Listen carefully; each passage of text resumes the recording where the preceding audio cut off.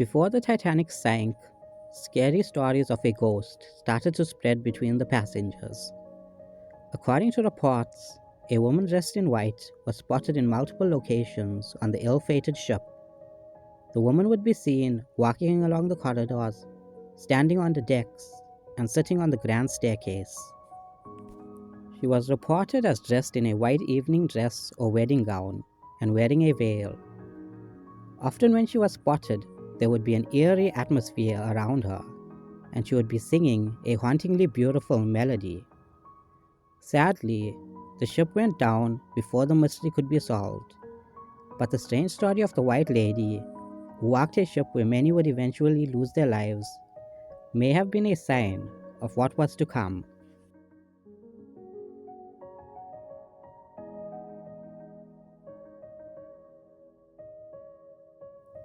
It's natural to believe that as it stands now on the bottom of the ocean, the Titanic may be haunted. An ill-fated disaster where so many lost their lives under the worst circumstances could no doubt create many restless spirits. However, even before the ship went down, passengers on it experienced strange and paranormal things. These stories were passed on by the survivors of that heartbreaking night. Here are 5 stories of paranormal events that occurred on the Titanic before it sank, and what these stories may mean. During the Titanic's voyage, many passengers reported the strange sight of a disappearing musician. The Phantom Musician, as he became known, was described as a tall and imposing man with a mean look on his face. He was seen in multiple parts of the ship, places where there were musical instruments. However, he was most often seen at the grand piano.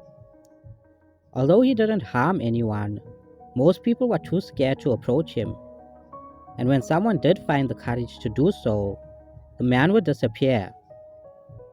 Although there were many musicians on the Titanic, including the band that famously and comfortingly played on until the ship went down, there is no record of a man that was described as the Phantom Musician.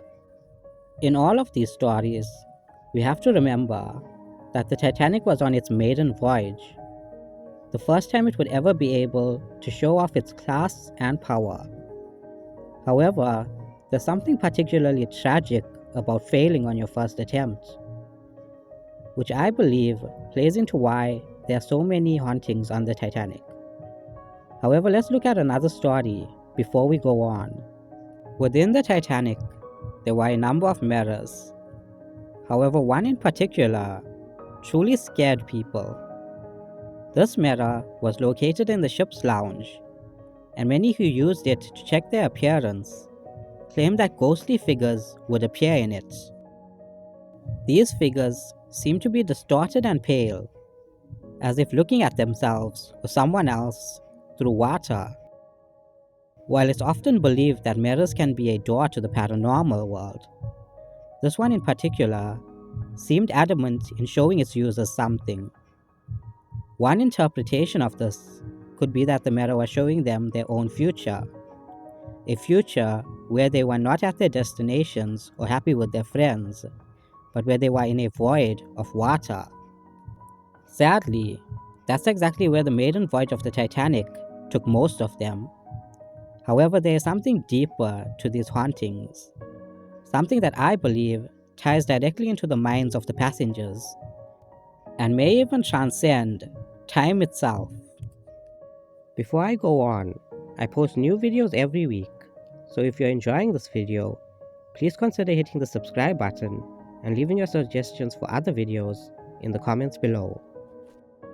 The night that the Titanic sank, many of the children of first-class passengers were left in the nursery while their parents were in one of the dining rooms.